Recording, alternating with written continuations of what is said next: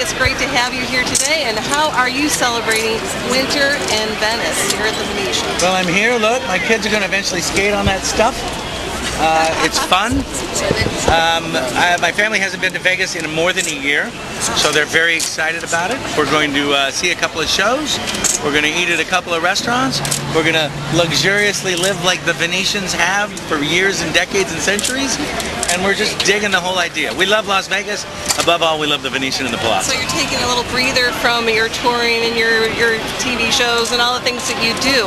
So what was a standout for you in 2011 as far as what you were doing?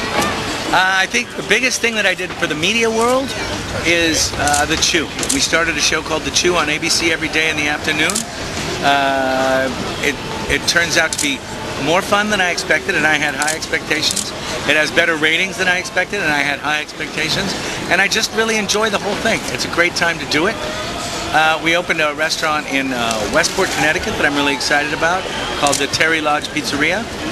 And I came out with a new book called Batali, about serving family meals to your family, the importance of understanding that family time on a daily basis, and how it can give great advantage to the children and the parents when they sit down and eat together, at least for a little while, a half hour to an hour every day.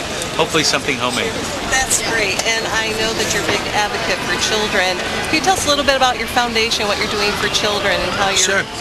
Well, if you go to the MarioBataliFoundation.org, from now until the end of February, I'm matching dollar for dollar for everyone that throws in a buck, and a company called Aperol, which creates this unusual aperitivo pre-dinner drink from Italy, is also throwing in $50,000. And what the foundation's all about is children in general. It's creating and giving them the opportunity to be able to deal with the problems that we as adults are going to leave on their doorstep when we're done. So what they need is to be smart and thoughtful.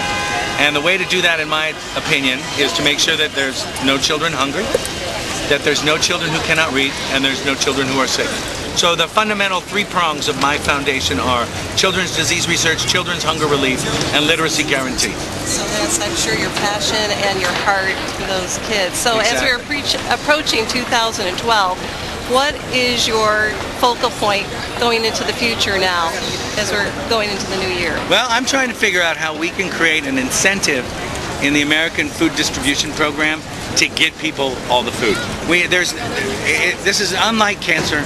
This is unlike leukemia. This is even unlike bad teeth. We know the answer to hunger relief, and it's distributing the food that we already grow and already make and putting it in the place where people can get a hold of it and eat it.